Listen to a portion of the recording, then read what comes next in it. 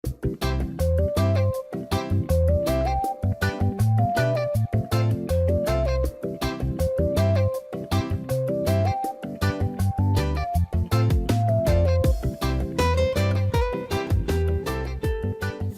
día, hermanos y hermanas. Proverbios 4. Me gustaría que lo leyéramos y que meditáramos en Proverbios 4, 20 al 23. Nos dice: Hijo mío, está atento a mis palabras, inclina tu oído a mis razones, no se aparten de tus ojos, guárdalas en medio de tu corazón, porque son vida a los que las hallan y medicina a todo su cuerpo. Sobre toda cosa guardada, guarda tu corazón, porque de él mana la vida. Hermanos, hermanas, el estar escudriñando en las Escrituras y atesorando su palabra y comiéndonos su palabra, lo que estamos haciendo es protegiendo y guardando nuestro corazón, porque estas palabras vienen a alimentarnos, vienen a nutrir nuestro corazón, vienen a poner un cerco, límites que guardan nuestro corazón de manera que nosotros podamos caminar y podamos correr de acuerdo a los mandamientos del Señor. Esta palabra del Señor viene a ensanchar nuestro corazón y es lo que nos permite poder seguir esa buena, agradable y perfecta voluntad de Él. Así que nos disponemos a estudiar Génesis 13. Habíamos visto en Génesis 12 que Abraham se había dirigido a la tierra de Egipto por causa de una hambruna que hubo en la tierra que Dios les había indicado que se fuera a él y su esposa Sarai. Así que ellos habían descendido a Egipto junto con su sobrino Lot y ahora están regresando de nuevo y vemos lo que sucede en este regreso.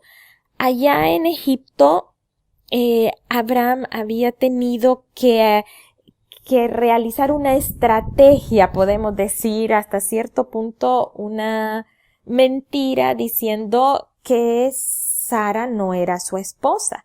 Y esto casi lo mete en problemas mucho más serios de los que estuvo, porque fue descubierto que era su esposa y gracias a Dios el Señor pues lo sacó de este problema. El faraón, que ya había tomado a Sara entre las mujeres de su harén, se la devolvió al recibir muchas plagas él y enfermedades por haber tomado a Sara entre sus mujeres. Entonces, antes de que cosas peores ocurrieran, el Señor de alguna manera, no dice aquí cómo, reveló al faraón, le fue dado a conocer que era esposa de Abraham y él por temor dijo: no, mejor quédate con ella. Y no solo con ella, sino que como él ya le había dado muchas riquezas, le había dado ganado, le había dado oro, plata, se las devolvió y le dijo, se las dio y le dijo: no, vete con ella, vete con tu mujer y vete con todas las cosas que te he dado. Entre ellas eran ovejas, vacas, asnos, siervos, criadas, asnas, camellos. Así que se va Abraham de esta tierra ahora con riquezas. Sale de Egipto con riqueza. De alguna manera Dios hizo que aquello que él se había enredado, lo sacó de ese enredo y es más, pues iba con una bendición que eran estas ovejas y ganado. En esos tiempos el ser dueño de ganados y ovejas significaba una gran riqueza porque ellos podían comerciar con ello y les servía de alimento, de vestido, de material para poder edificar sus tiendas y además para poder hacer sacrificios. Así que ellos salen de aquí los tres, Abraham, Sarai y Lot, y se dirigen hacia aquel lugar de encuentro en donde el Señor había hablado a Abraham por última vez, hacia aquel lugar, si se acuerdan en Génesis 12, que era el lugar, dice que está en donde él edificó un altar para el Señor, que era allí en Betel. Era un monte al oriente de Betel, entre Betel y Jai. Ahí fue donde el Señor se le apareció la última vez a Abraham, y podemos imaginarnos que Abraham, ante lo que había sucedido y quizás arrepentido de haber tomado la decisión de irse a Egipto y haber hecho tal enredo, él regresa con el anhelo de restaurar su comunión con el Señor y de poder encaminarse a lo que el Señor le había dicho. Y esto nos muestra a nosotros que siempre hay un camino de regreso al altar, de regreso al lugar de comunión con el Señor. No importa muchas veces qué tan equivocados estamos, qué tan lejos hemos estado del Señor, porque nos pasa. Hemos tenido un gran encuentro con el Señor, hemos visto su bondad y de momento, poco a poco, nos hemos ido alejando del Señor. Pero qué bueno es darnos cuenta que no podemos vivir sin Él. Qué bueno es darnos cuenta que no hay mejor lugar que estar que en la presencia de Él, pegadito de Dios, ahí casi que palpándolo, viéndolo, oyéndolo. Y Abraham siente esa necesidad y se va a este lugar cerca de Betel. Y es aquí, cuando llega a este lugar, que sucede un imprevisto. Dice Génesis 13:4, bueno, regresó al lugar del altar que había hecho antes e invocó allí el nombre de Jehová. Pero él venía, si se acuerdan, con Lot, que andaba con Abraham, y Lot también venía con ovejas, vacas y tiendas. Y resulta que eran ricos ambos, y al llegar a este lugar sucede que se dan contiendas entre los pastores de uno y los pastores del otro. Y dice la palabra que eran tantas sus riquezas que no podían morar en un mismo lugar. Y esto generó esas contiendas, esa rivalidad, y menciona en el 7 un dato muy importante. Dice que el cananeo y el fereceo habitaban entonces en la tierra. Recuerden que este es de la descendencia de Can, el hijo de Noé, y aquí los fereceos y los cananeos, pues por supuesto son de esa misma línea generacional, y ellos se habían apartado de Dios. Entonces, por lo que es relevante que hace esta mención, este capítulo, es porque aquellos que anteriormente habían llegado a esta tierra, a Betel, a este lugar cerca de Betel, y habían edificado allí un altar. Abraham había edificado allí un altar antes de irse a Egipto. Y resulta que ellos mismos fueron testigos de ese altar, y me imagino que esto llamó su atención de ver esa comunión, de ver esa sumisión, de ver que Abraham junto con Sarai y con Lot estaban rindiendo ese honor y esa reverencia a Dios. Y ahora regresan de Egipto, regresan con muchas riquezas, pero vienen a dar un testimonio de contienda, los pastores de uno y los pastores de otro.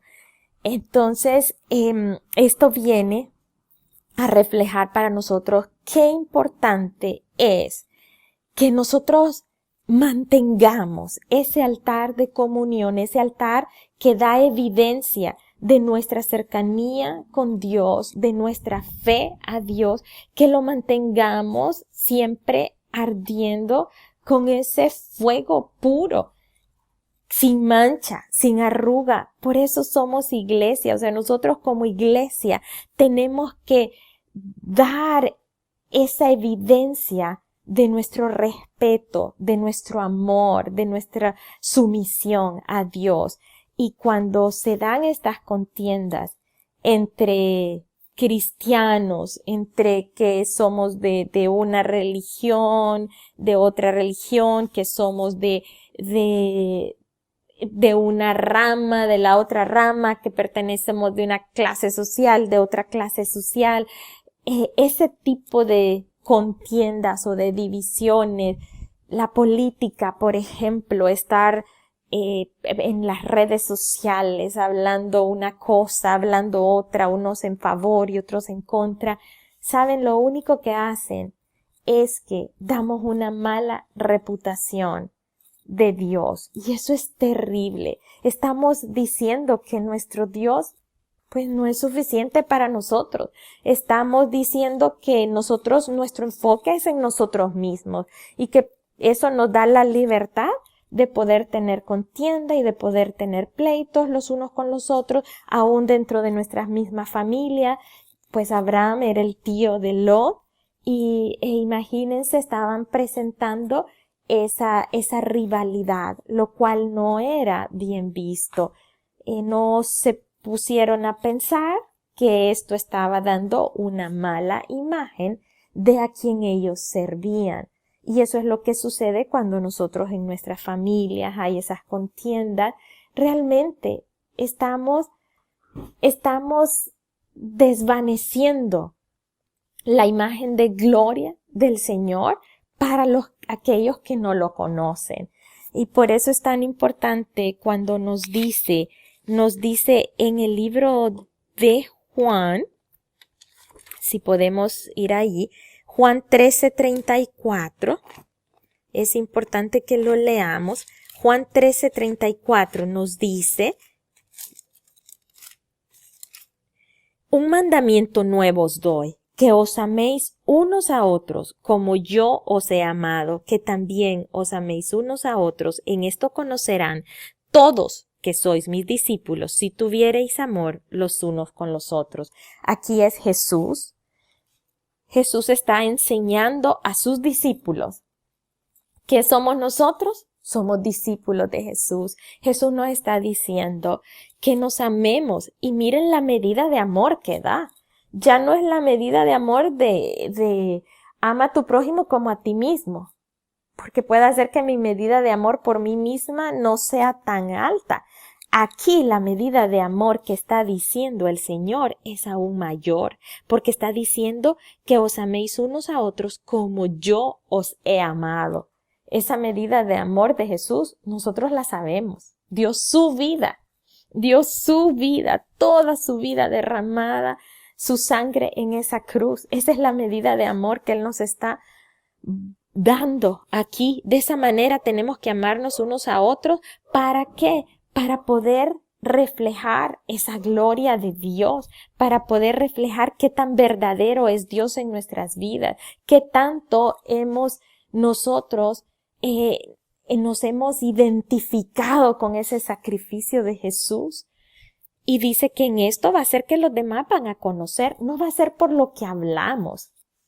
Podemos hablar, podemos llenar las redes sociales de mensajes y de recomendaciones y de reflexiones, pero si nuestro testimonio no es un testimonio de unidad, no es un testimonio de amor, de paz, de conciliación, de consideración, no es un testimonio del fruto del Espíritu de amor, gozo, paz, paciencia, benignidad, bondad, fe, mansedumbre, entonces no estamos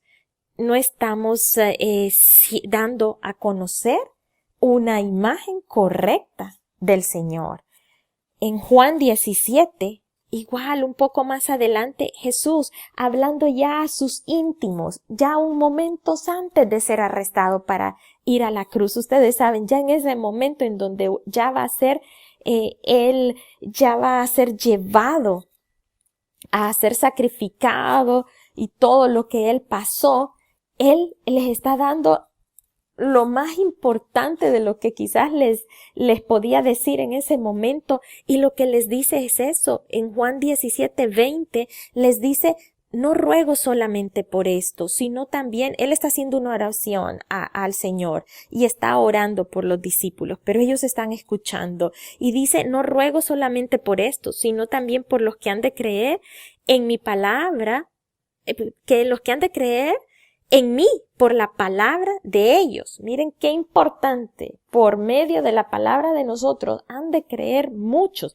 pero dice, para que todos sean uno, como tú, oh Padre, en mí y yo en ti, que ellos sean uno en nosotros, para que el mundo crea que tú me enviaste. La gloria que me diste yo les he dado, para que sean uno, así como nosotros somos uno. Así que en la unidad nosotros reflejamos la gloria de Dios. Abraham, con una gran sabiduría y anteponiendo la paz entre su familia, la paz familiar por encima de sus deseos, él toma una iniciativa para solventar esta situación. Así que él le dice a Lot, ¿verdad? Lo que vemos ahí en el Génesis 13:8, no hay altercado entre nosotros dos, ni entre mis pastores y los tuyos, porque somos hermanos. Y le dice, bueno, yo te ruego que te apartes de mí. Y tú decides a dónde te quieres ir, tú escoge qué lugar quieres tomar y si tú te vas a la izquierda, yo me voy a la derecha, si te vas a la derecha, yo me voy a la izquierda. La verdad que una gran sabiduría, Abraham está presentando esa virtud de la conciliación que todos los cristianos debemos de tener. Debemos de ser personas conciliadoras, buscar la paz y buscar las mejores soluciones y no solo para beneficio de uno, sino que sabiendo que si el Señor está con uno, el Señor va a dar un buen suceso, sea la situación que sea. Si se fijan aquí, Abraham le dijo a Lot, escoge tú lo mejor.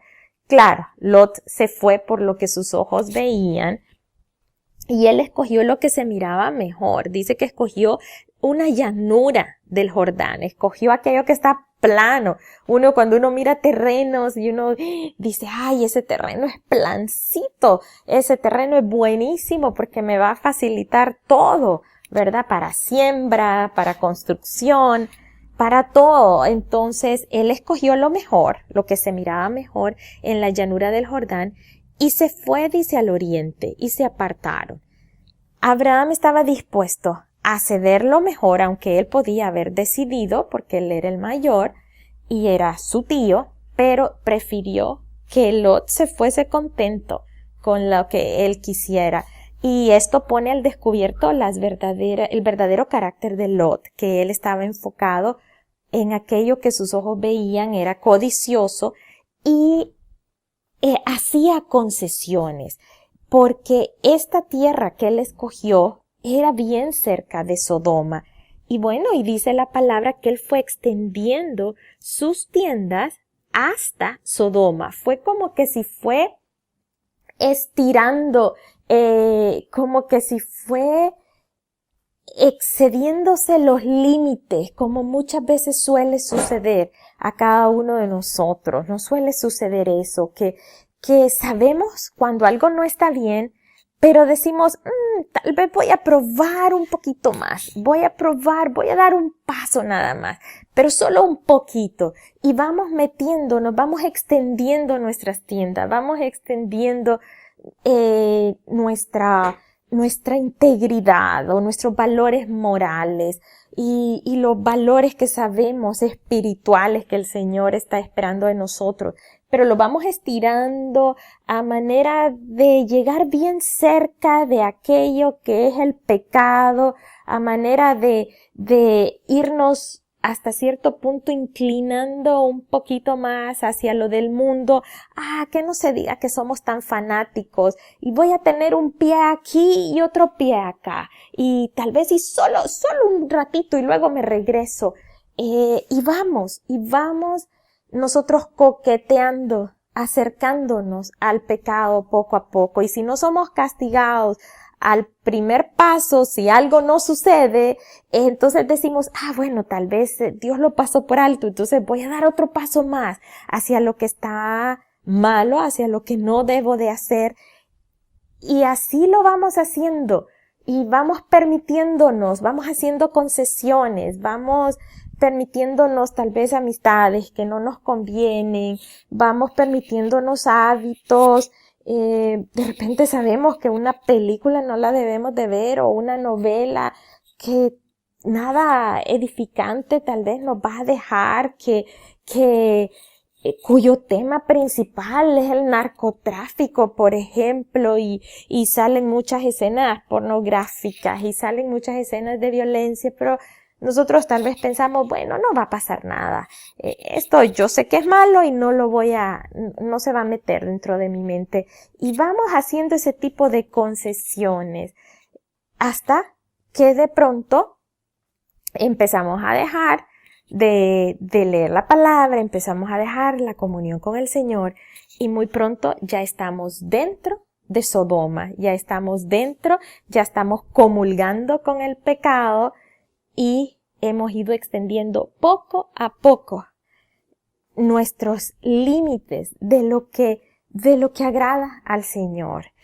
Y puede ser sutilmente y puede llegar a ser ya con conciencia. Pero esto sucedió con Lot. Él sabía, Sodoma era conocida por sus pecados y por lo que reinaba en ella, y Lot se fue acercando y quizás le convenían ciertas relaciones que hacía con personas de ahí, de Sodoma, hasta el punto que se fue a vivir a Sodoma, como lo vamos a ver más adelante, y esto vino a traer serias repercusiones a su familia. Así que nosotros tenemos que ser bien sabios con las decisiones que tenemos, no dejarnos llevar por aquello que nuestros ojos ven. No todo lo que brilla es oro. Las relaciones, los negocios. A veces decimos, wow, qué gran negocio. Pero si ese negocio implica que hay que dar una mordida o que hay que falsificar los precios o que hay que hacer alguna cosa que no está bien, entonces, y nosotros por necesidad de tener un trabajo, estamos dispuestos a hacerlo, eso significa que vamos extendiendo nuestras tiendas hacia Sodoma, y en el momento que menos pensamos, estamos tan involucrados que difícilmente lo podemos notar, y va a pasar lo que pasó aquí con Lot en los capítulos más adelante. Pero aquí nos enfocamos entonces, después de haber visto esto, en qué sucede con Abraham. Así que Abraham, en cuanto Lot se separa, ocurre que el Señor se le vuelve a aparecer a Abraham una tercera vez.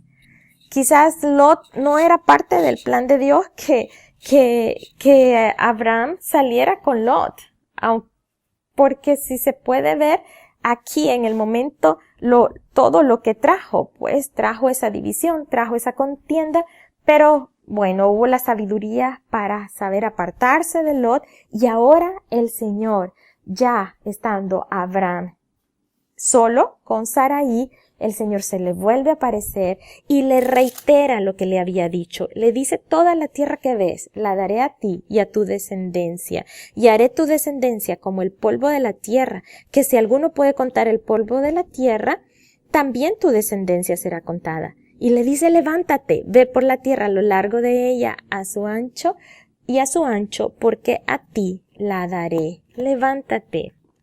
Levántate y ve por esa tierra.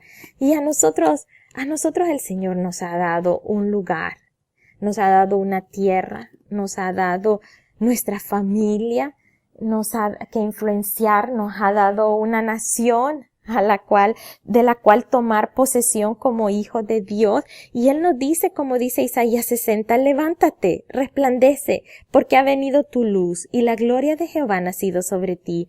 Porque he aquí que tinieblas cubrirán la tierra y oscuridad las naciones, mas sobre ti amanecerá Jehová, y sobre ti será vista su gloria. Esto nos indica que no importa la condición alrededor, no importa si las tierras que Abraham iba a habitar no se miraban tan bonitas y tan verdes y tan fructíferas y fértiles como las que escogió Lot, pero el Señor le está dando la palabra a Abraham que en esta tierra él iba a ser multiplicado y que iba a haber una descendencia. Así que con el Señor no importa en dónde estemos, el Señor puede hacer fructificar, puede hacer que una tierra seca sea una tierra fértil, puede hacer que de un desierto brote un manantial. Lo importante es que estemos en el centro de la voluntad de Dios y con Él nosotros no tendremos desierto que Él no pueda transformar en una fuente de agua.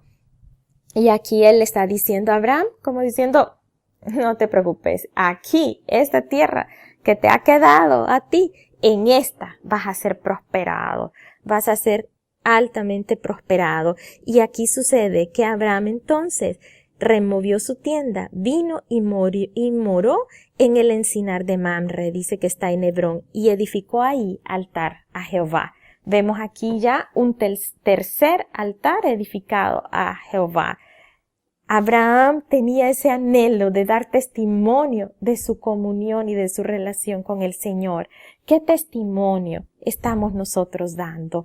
¿Qué altar edificamos que pueda venir a ser evidencia a aquellos que aún no conocen de Dios, que nosotros tenemos a un Dios que es nuestro Padre y al cual ellos también tienen acceso?